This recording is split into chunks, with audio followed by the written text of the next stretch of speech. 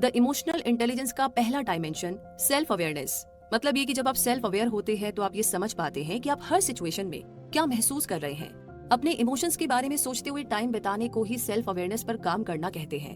आपको किस बात पर गुस्सा आता है, आपको क्या चीज खुशी देती है, तो आपको ये समझने की जरूरत है कि क्यों कुछ बातें हमें रिएक्ट करने पर मजबूर करती है। अगर आप खुद को समझने के लिए कुछ टाइम निकालेंगे तो आप सरप्राइज होंगे कि आप कितना कुछ जान सकते हैं। आप एक केस इमेजिन कीजिए। मान लीजिए ऑफिस में आपका दिन बहुत ही खराब था क्योंकि आपके बॉस ने आपको एक डेडलाइन मिस करने का दोषी ठहरा दिया था। आप अपने गुस्से को काबू करने की बहुत कोशिश करते हैं, अपने बॉस पर चिल्लाना चाहते हैं क्योंकि वो आपकी गलती नहीं थी, आपके साथ काम करने वाले की गलती थी। इससे पहले कि आप कुछ कह पाते, बॉस ने आपको निकाल दिया और जब तक आप अपने घर पहुंचते हैं तब तक आपका मुंह गुस्से से लाल हो चुका है।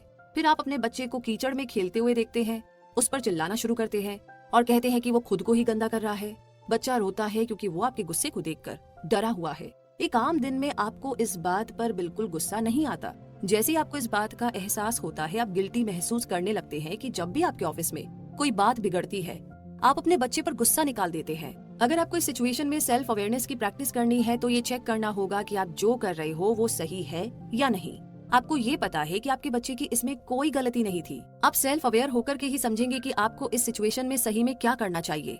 अगर आपके पास सेल्फ अवेयरनेस है तो आप खुद पर हेल्दी तरीके से काम कर पाएंगे। आप अपने इमोशंस को समझने से डरेंगे नहीं और आपको पता होगा कि जरूरत पड़ने पर इनसे कैसे डील कर सकते हैं। इमोशंस को आप जहाँ तक रोक सकते हैं वहाँ तक तो वो रुके रहते हैं। अगर आपको हमेशा डर लगा रहता है पर आप इसका कारण नहीं जानते तो इस तरीके से तो आप बहुत सारी अपॉर्चुनिटीज को खो देंगे। ऐसा ही कुछ होता है जब गुस्सा आप पर हावी हो जाता है। अगर आपको आपकी फीलिंग्स के बुरे हिस्सों के बारे में पता होगा तभी तो आप उसके बारे में कुछ कर पाएंगे और आप अपना फुल पोटेंशियल पा सकेंगे। तो इस बुक के ऑथर्स ने दूसरे रिसर्च करने वालों के साथ मिलकर एक इमोशनल इंटेलिजेंस अप्रेजल टेस्ट बनाया। ये आपको अपने EQ को बेहतर जानने में मदद करता है और उन एरियाज पर स्कोर देता है जिनमें आप अच्छे हैं और उनमें भी जिनमें आपको काम करने की जरूरत है।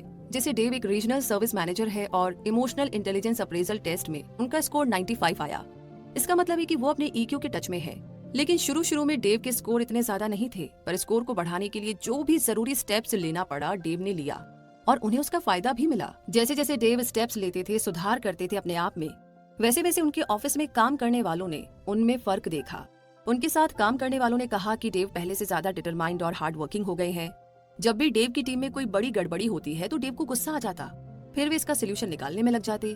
ठीक इसी तरीके से टीना एक मार्केटिंग मैनेजर है और इनका सेल्फ अवेयरनेस स्कोर 69 है। उनके साथ काम करने वाले लोगों ने ये देखा कि टीना प्रेशर में बिल्कुल काम नहीं कर सकती थी और बहुत ज्यादा परेशान हो जाती थी।